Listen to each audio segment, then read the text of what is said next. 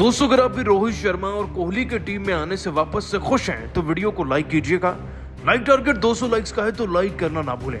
दोस्तों पहले one day match में जब शुभमन गिल को गेंद थमाई गई तो ओवर कॉन्फिडेंस में गेंदबाजी करा रहे शुभमन गिल के हाथों एक ऐसा वाक्य हो गया कि रोहित और कोहली दोनों पेट पकड़कर हंसने लगे।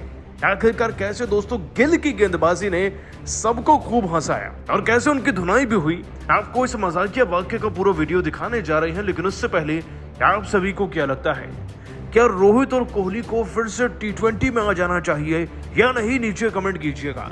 दोस्तों टी20 सीरीज को जीतने के बाद कप्तान रोहित शर्मा और विराट कोहली नीली जर्सी में फिर से दिखे। आज से वनडे सीरीज का आगाज हो चुका है कोलंबो के मैदान में और प्रेमदासा स्टेडियम में सीरीज का पहला वनडे मैच खेला जा रहा है। और दोस्तों रोहित शर्मा तो पहले से ही प्रेस कॉन्फ्रेंस में कह चुके थे कि लग ही नहीं रहा कि हम टी20 से जा चुके हैं। खैर दोस्तों रोहित शर्मा वनडे के कप्तान हैं और इस बार सिक्का उनके पक्ष में उछला नहीं। वैसे इसमें कुछ नया नहीं है, श्रीलंका ने पहले बल्लेबाजी चुनी और रोहित शर्मा एंड कंपनी इस ऑप्शन के लिए भी तैयार थी। भारत के पास पहले गेंदबाजी आई और दोस्तों गेंदबाजी में विकेट आने में भी ज्यादा वक्त नहीं लगा।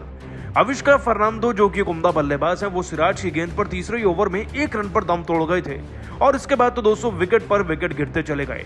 कुशल मेंडिस को 14 रन पर शिवम दुबे ने निपटाया पारी के 14वें ओवर में। इसके बाद दोस्तों समर विक्रमा जैसे खूंखार बैट्समैन को अक्षर पटेल 4 पर निपटा गए। आगे चलकर दोस्तों असलंका बाकी खिलाड़ियों से भी कुछ उम्मीदें थी लेकिन वो भी कुछ खास नहीं कर पाए। केवल निशंका ने 56 रन बनाए और पारी के 26वें ओवर में 101 पर 5 विकेट हो चुके थे। अब दोस्तों क्योंकि मुकाबला बोरिंग हो रहा था, थोड़ा मसाला डालने के लिए रोहित शर्मा ने गिल को गेंद थमा दी, ये सोचकर के भाई सूर्या रिंकू की तरह ये भी विकेट ले लेंगे। लेकिन दोस्तों आज शुभमन गिल ने ऐसा किया कि सुनकर आप भी हंसने वाले हैं। यहाँ पर पहली 3 गेंदों पर तो कुछ नहीं हुआ, लेकिन चौथी गेंद पर शुभमन गिल को उधेड़ते हुए डीप मिड विकेट की तरफ से दोस्तों बल्लेबाज जनित लियांगे ने एक छक्का जड़ दिया। मतलब कि जिस खिलाड़ी को कोई जानता भी नहीं था वो गिल को छक्का जड़ चुका था। अब पहले तो इस छक्के को देखकर और गिल की गेंदबाजी के एक्शन को देख करना रोहित और कोहली अपना पेट पकड़कर हंस रहे थे, क्योंकि उन्हें ऐसा लग रहा था कि गिल को ऐसा लग रहा है कि वो भारत को विकेट दिलाएंगे और बड़े ही उम्दा गेंदबाज हैं वो भी। इसके बाद दोस्तों कहानी यही नहीं खत्म हुई, इसके बाद ऑफ साइड की तरफ से एक चौका भी लगाया गया वेलालागे द्वारा, जिसके बाद इस ओवर से टोटल 14 रन चले गए। यानी कि दोस्तों जो गेंदबाज 1 या 2 रन दे रहे थे उनके जवाब में गिल ने 14 रन लौटा दिए और थोड़ा सा प्रेशर भी रिलीज हुआ श्रीलंका के कंधों पर से। वैसे दोस्तों गिल की गेंदबाजी ने सबको हंसाया जरूर, लेकिन ओवर इनका महंगा पड़ गया। वैसे आप सभी को क्या लगता है, जब पार्ट टाइम बॉलर्स की बात आती है तो गिल, रिंकू और सूर्या में सबसे बेहतर कौन है, नीचे कमेंट कीजिएगा।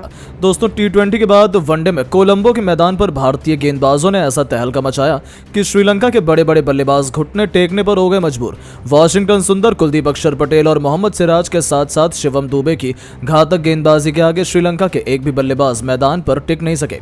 तो अखिल भारत के सामने श्रीलंका ने कितने रनों का रखा लक्ष्य, भारत की तरफ से किस गेंदबाज ने लिए सबसे अधिक विकेट, श्रीलंका को किस बल्लेबाज ने कराई मैच में शानदार वापसी, अब तक खेले गए हैरान कर देने वाले मुकाबले की पूरी हाईलाइट तो हम आपको जरूर दिखाएंगे। लेकिन उससे पहले आपको क्या लगता है, रोहित शर्मा और विराट कोहली में कौन है सबसे खतरनाक बल्लेबाज, नीचे कॉमेंट करके जरूर बताइएगा। दोस्तों श्रीलंका के खिलाफ टी20 सीरीज में भारतीय टीम ने 3-0 से हराकर किया कब्जा। उसके बाद दोनों टीम में वनडे मैच खेलने के लिए कोलंबो पहुंचे। सिक्का उछाला गया तो टॉस श्रीलंका के कप्तान ने जीता और पहले बल्लेबाजी करने का फैसला किया। वहीं भारतीय टीम को गेंदबाजी करने के लिए आमंत्रित किया। श्रीलंका की तरफ से ओपनिंग की शुरुआत करने मैदान पर अविष्का फर्नांडो के साथ पाथुम निशंका आए। वहीं भारत की तरफ से पहले ओवर लेकर आए मोहम्मद सिराज ने शानदार गेंदबाजी की और केवल 4 रन दिए। वहीं भारत की तरफ से दूसरा ओवर लेकर आए अर्शदीप सिंह बेहद ही खतरनाक गेंदबाजी का नजारा दिखा रहे थे।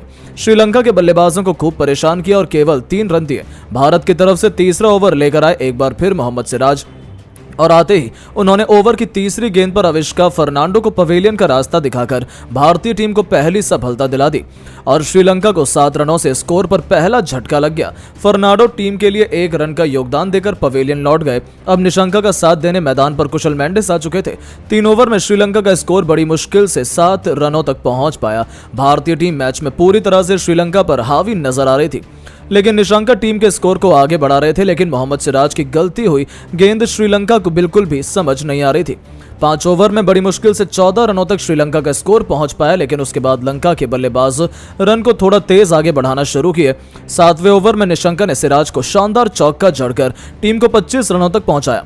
दोनों बल्लेबाज मैदान पर सेट हो चुके थे। विकेट की तलाश में कप्तान रोहित शर्मा ने 9वां ओवर फेंकने के लिए गेंद अक्षर पटेल को थमाई, लेकिन इनका स्वागत निशंका ने चौका लगाकर दूसरी गेंद पर किया।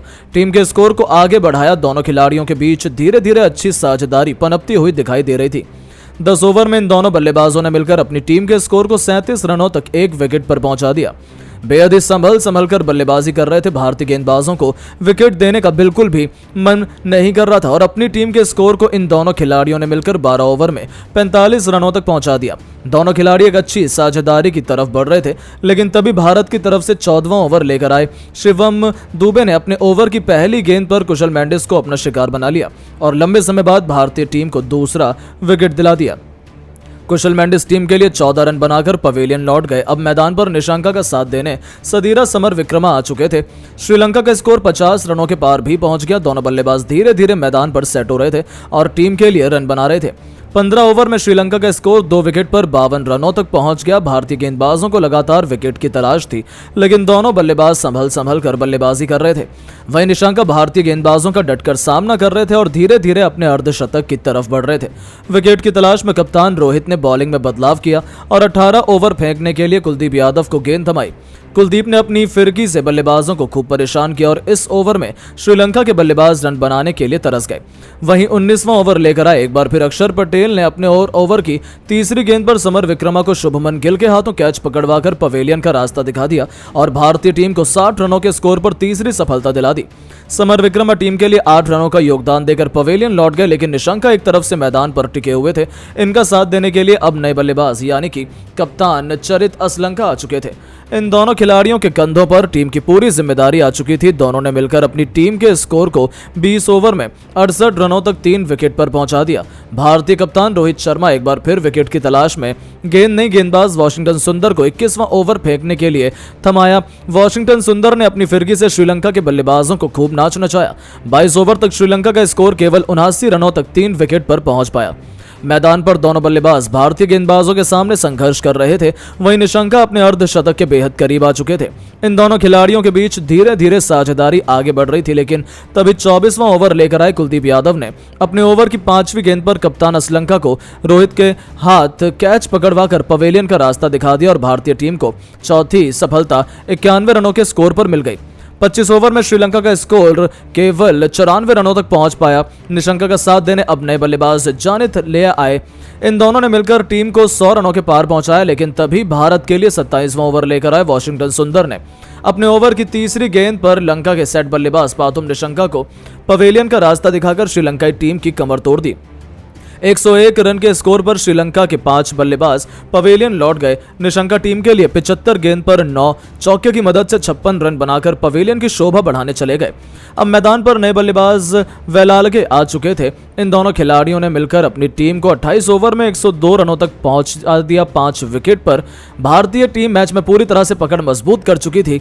जिस तरह से श्रीलंका का स्कोर आगे बढ़ रहा था, वो देखकर तो यही लग रहा था कि भारत के सामने 200 से 220 रनों का टारगेट दे सकती है। लेकिन दोस्तों, अब आपको क्या लगता है, भारतीय टीम T20 सीरीज के बाद वनडे सीरीज में जीत पाएगी या नहीं? नीचे कमेंट करके जरूर बताएं।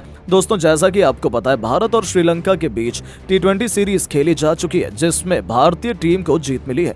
ऐसे में अब भारत और श्रीलंका के बीच वनडे सीरीज खेली जाने वाली है, जो 2 अगस्त से शुरू होने वाली है।